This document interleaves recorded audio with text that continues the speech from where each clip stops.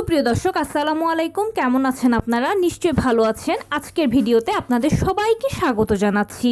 আজকে আমি আপনাদের সাথে শেয়ার করব গর্ভাবস্থায় শরীর ফুলে যাওয়া, হাতে পায়ে পানি আসা কতটা স্বাভাবিক। যদি এরকম হয় তাহলে কি করবেন, চিকিৎসা, সতর্কতা ইত্যাদি বিভিন্ন বিষয় সম্পর্কে। তাহলে চলুন মূল ভিডিওতে যাওয়া যাক। বাই দ্য ওয়ে, মূল ভিডিওতে যাওয়ার আগে একটা কথা বলি, আমি আমার চ্যানেলে pregnancy related, specially normal delivery related অনেক ইম্পর্টেন্ট তথ্য ভিডিও আকারে শেয়ার করে থাকি। এই তথ্যগুলো আমার পার্সোনাল এক্সপেরিয়েন্স ও আমার ডক্টর সাজেশন থেকে নেওয়া। তাই আমার চ্যানেলটিকে যদি একবার আপনারা ভিজিট করেন তাহলে আপনারা আপনাদের প্রশ্নাতীত মনের অনেক প্রশ্নের উত্তর পেয়ে যেতে পারেন।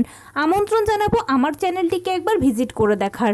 এবারে চলুন মূল আলোচনায় যাওয়া যাক।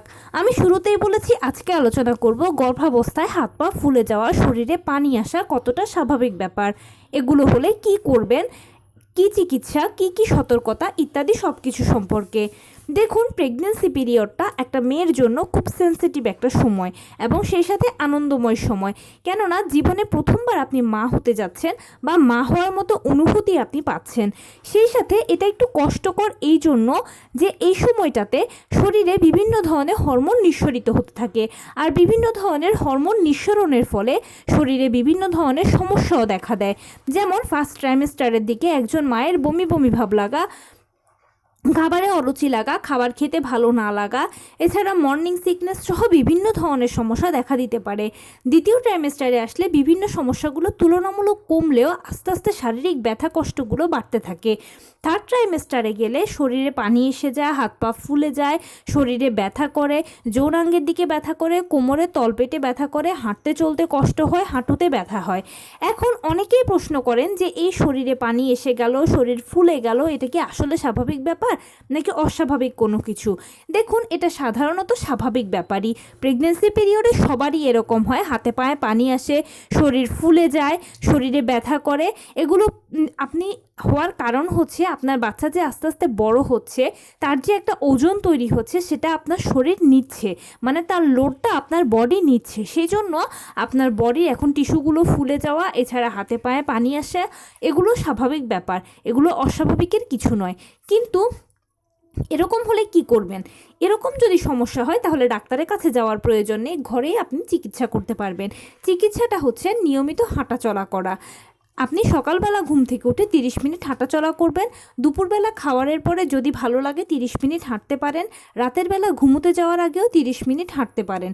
এভাবে নিয়মিত হাঁটাচলা করলে এবং সারাদিনে আপনি যত কাজ করছেন সেগুলোর মধ্যে যদি টুকটাক কায়িক শ্রম করেন তাহলে দেখবেন অটোমেটিক এই হাতে পায়ে পানি আসা, হাত পায়ে ফোলা ভাব, ব্যথা, কষ্টগুলো কম হবে, সেই সাথে চলেও যাবে।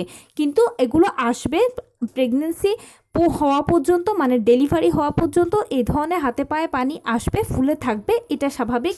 হাঁটা চলার মাধ্যমে এগুলো রিমুভ হয়ে যাবে।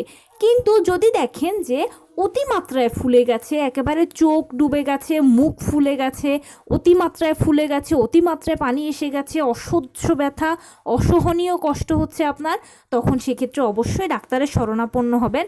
কেননা এটা হয় না, অল্প হাতে পায়ে পানি আসে কিন্তু এত অস্বাভাবিক বা এত অতিরিক্ত হয় না।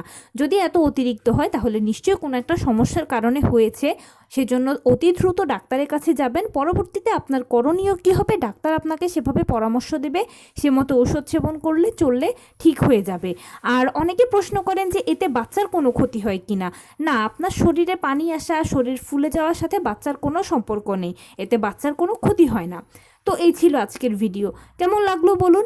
যদি ভালো লেগে থাকে ও হেল্পফুল হয়ে থাকে তাহলে প্লিজ লাইক, কমেন্ট, শেয়ার করতে একদম ভুলবেন না। আর সেই সাথে আমার চ্যানেলটিকে সাবস্ক্রাইব করার বিনীত অনুরোধ রইল। পাশে থাকা বেল আইকনটি ক্লিক করে দেবেন যেন আমি ভিডিও আপলোড করার সাথে সাথে আপনারা নোটিফিকেশান পেয়ে যান। যদি কোনো প্রশ্ন থাকে কমেন্টসে জানাবেন, আমি রিপ্লাই দেব। প্লাস যদি কোনো পরামর্শ থাকে যে কোন বিষয়ের উপরে ভিডিও বানালে আপনারা উপকৃত হবেন সেটাও জানাবেন। আমি আপনাদের পছন্দের সর্বোচ্চ প্রায়োরিটি দেব। ভালো থাকবেন, সুস্থ থাকবেন। আসসালামু আলাইকুম।